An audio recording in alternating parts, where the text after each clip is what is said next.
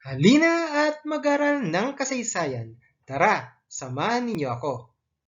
Bago ang lahat, huwag kalimutang i-like, share, subscribe, and hit the notification para updated kayo sa mga video lessons ko sa pag-aaral ng Kasaysayan Araling Panlipunan 6. Ang ating pag-aaralan ngayon ay mga kontribusyon ng mga ilang natatanging Pilipino na nakipaglaban sa kalayaan ng ating bansa.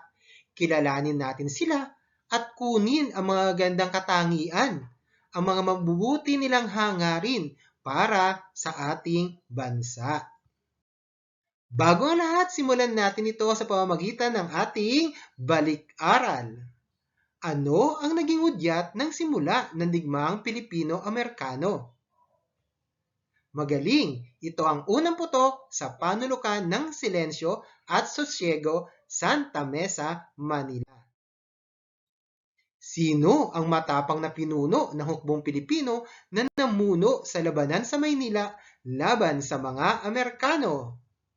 Siya si General Antonio Luna.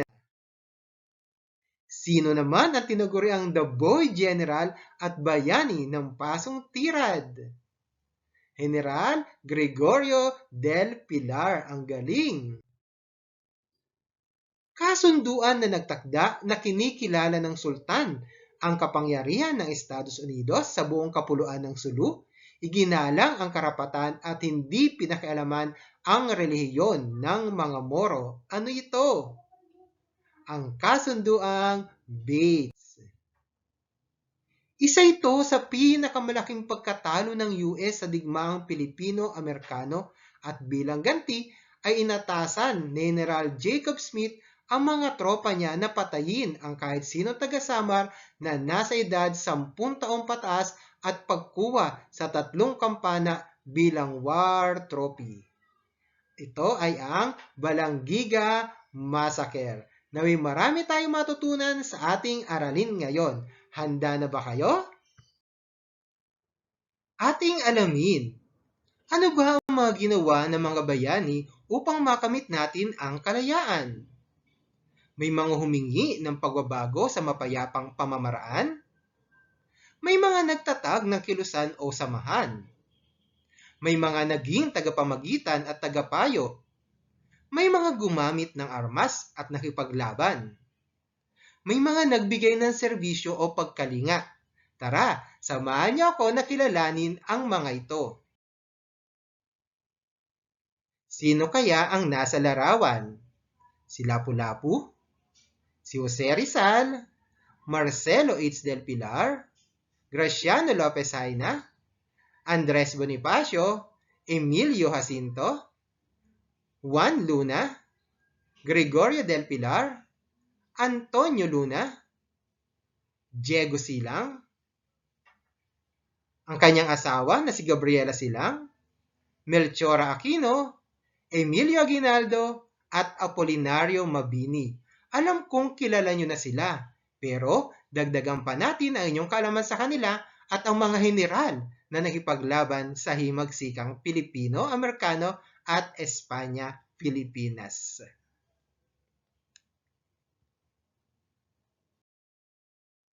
Narito ang mga humingi ng pagbabago sa mapayapang pamamaraan na pakikipaglaban. Ginamit nila ang kanilang talino sa pagsulat. Sa pangunguna ng ating pambansang bayani, Dr. Jose Rizal, ang may likha ng No Limitangere at El Filibusterismo. Marcelo H. del Pilar, na may sariling pahayagan Diaryong Tagalog. Si Graciano Lopez Haina, ang magaling na orador at ang may akda ng La Solidaridad, ang pahayagan ng kilusang propaganda. Silang tatlo ang tinatawag na taluktok ng kilusang propaganda na humingi ng pagbabago sa mapayapang pamamaraan. Kasama sa propaganda si Juan Luna, na kilala bilang magaling na pintor, at ang kanyang guhit na Espoliarium. Gayon din ang 3 paring martir, ang Gombursa, dahil pinagpatuloy nila ang patakarang sekularisasyon ng isang pari. Narito naman ang mga nagtatag ng kilusan o samahan. Si Father Pedro Pilaes ang nagtatag ng sekularisasyon ng parokya, ang kilusan na ipinagpatuloy ng 3 paring martir, ang ating bayani, Jose Rizal, ang kanyang La Liga Pilipina, at ang KKK ni Andres Bonifacio. Gayun din ang magdiwang ni Mariano Alvarez at ang magdalo ni Baldomero Aguinaldo. Narito naman ang mga naging tagapayo at tagapamagitan. Si Emilio Jacinto, Apolinario Mabini, at si Pedro Paterno. Kilalanin natin sila. Si Emilio Jacinto ang tagapayo ni Andres Bonifacio. Tinaguri ang utak ng Katipunan, may akda ng Kartilya, ang aklat ng Katipunan, at patnugot ng kalayaan ang pahayagan ng Katipunan. Si Apolinario Mabini naman ay ang tagapayo ng ating Pangulong Emilio Aguinaldo. Tinaguri ang utak ng rebolusyon, binansagang dakilang lumpo, hindi naging hadlang ang kanyang kapansanan para makapaglingkod sa ating bansa. Tumangging manumpa at kilalanin ang kapangyarihan ng Amerika kung kaya't ipinatapon sa Guam. Si Pedro Paterno ay tanyag na manunulat at abogado. Ang pinakamahalagang kontribusyon ni Paterno sa kasaysayan ng Pilipinas ay ang kanyang pagiging tagapagsaayos ng kasunduan Biak na Bato. At noong Setyembre 15, 1898, nang mahalal si Paterno bilang Pangulo ng Malolos Congress at naging tagapayo siya sa batas ng Malolos Constitution. Narito naman at kilalanin natin ang mga gumamit ng armas. Simulan natin sa ating unang bayani na si Lapu-Lapu.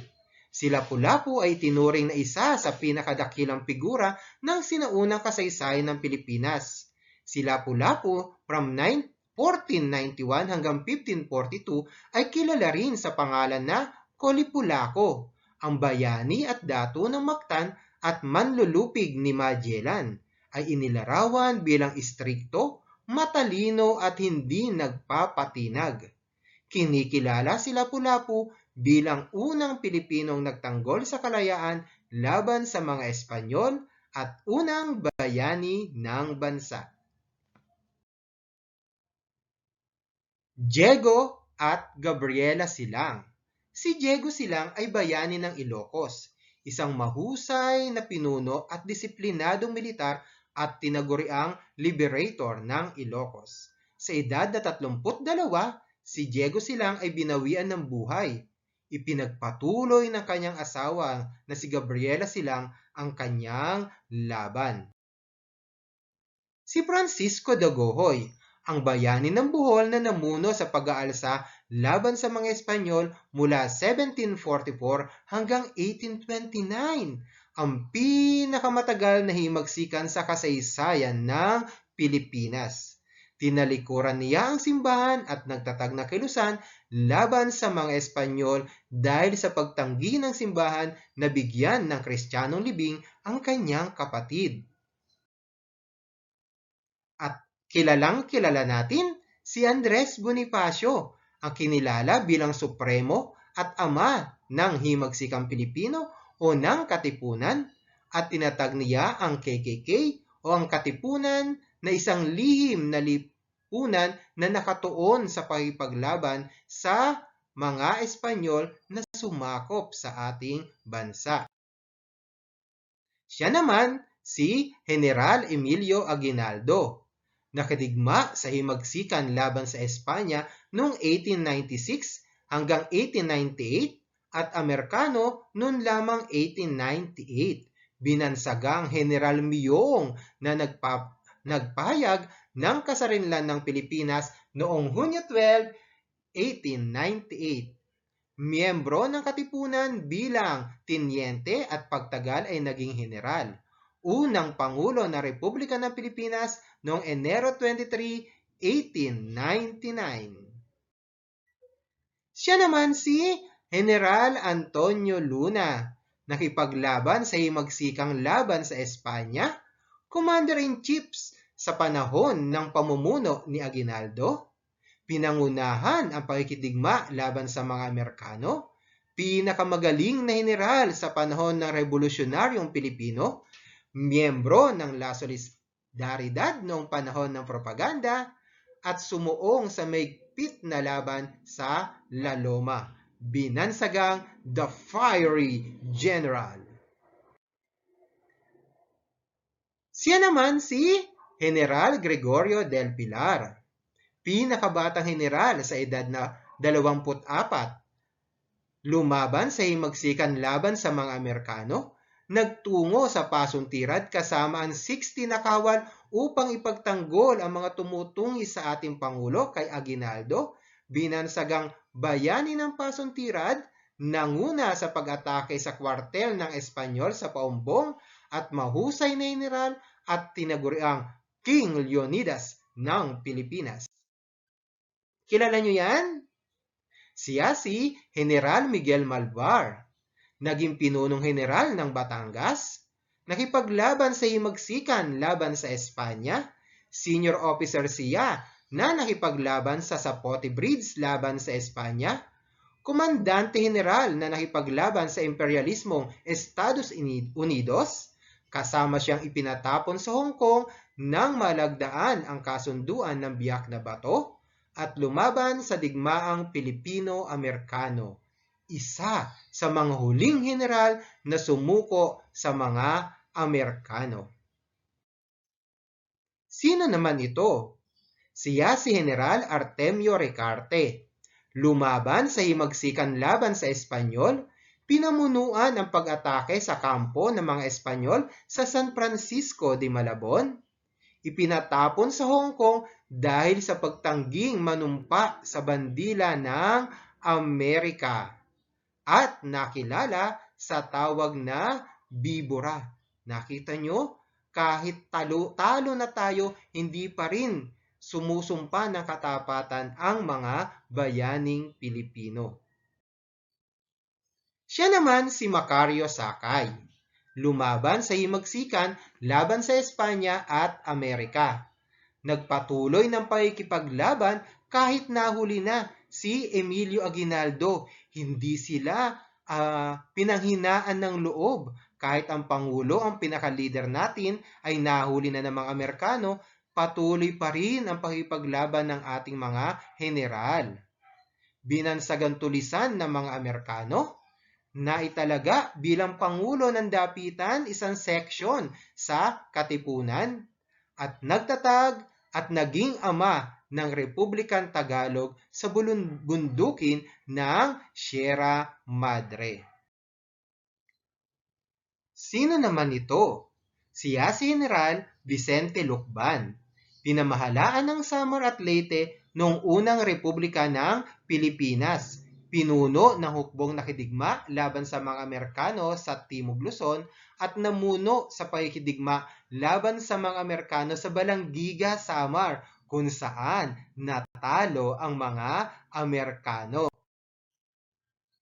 Siya naman si General Francisco Macabulos. Lumaban sa himagsikan laban sa Espanya sa Tarlac, nagtatag ng sangay ng katipunan sa Tarlac, nagtatag ng sariling pamahalaan sa gitnang Luzon matapos ang kasunduan sa Biak na Bato, at namuno sa pakikidigma sa Pampanga at Nueva Ecija. Francisco Soliman ang kanyang inilagda noong pumirma sa konstitusyon ng Malolos. Siya naman si General Mariano Llanera. Lumaban sa himagsikan sa Espanya, sa Bulacan, Tarlac, Pampanga at Nueva Ecija. Namuno sa pakikidigma laban sa mga Amerikano sa Maynila at sumapi sa Katipunan at nakatipon ng 3,000 na tauhan sa pagsalakay sa garrison sa San Isidro noong Setyembre 2, 1896. At syempre, hindi papahuli ang mga kababaihan natin. Maraming mga kababaihan ang gumamit ng armas.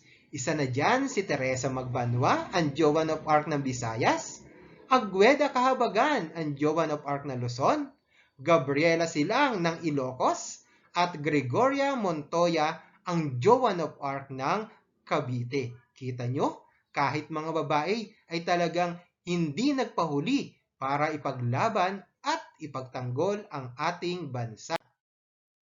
Gayon din, narito ang mga nagbigay ng serbisyo at pagkalinga. Si Melchora Aquino ang ina ng Katipunan at Revolusyon na gumamot sa mga sugatang Katipunero at ang kanyang bahay ay ibinigay niya para mapaglagakan ng mga sugatan. Si Marcela Agoncillo ang naatasan ng ating Pangulo na gumawa at tumahi ng ating watawat, ang tinaguriang ina ng watawat ng Pilipinas. Gregoria de Jesus ang asawa ng ating bayani na si Andres Bonifacio, kaya siya tinaguriang Lakambini ng Katipunan, ang tagapag-ingat ng mga dokumento ng KKK. At si Trinidad Tecson ang ina ng Biyak na Bato at ng Philippine National Red Cross. Mga gumamot din yan sa mga sugatang Katipunero. Ating lahatin. Alam natin na maraming ginawa ang ating mga bayani upang makamit natin ang kalayaan. Naway maging inspirasyon natin sila na mga hindi nagpatinag, hindi natakot, at patuloy na nakipaglaban sa gitna ng digmaan. Ngayong panahon ng pandemya, kinakailangang patuloy tayo na lumaban, huwag tayong matakot, at kinakailangang magkaisa tayo para malabanan ito. Hanggang sa muli nating pag-aaral ng kasaysayan, maligayang pagtuklas ng kaalaman, ang inyong guro sa Araling Panlipunan, Kasaysayan ng Pilipinas, Sir Johnny Olorbida, nagsasabing paalam at hanggang sa muli nating pagkikita.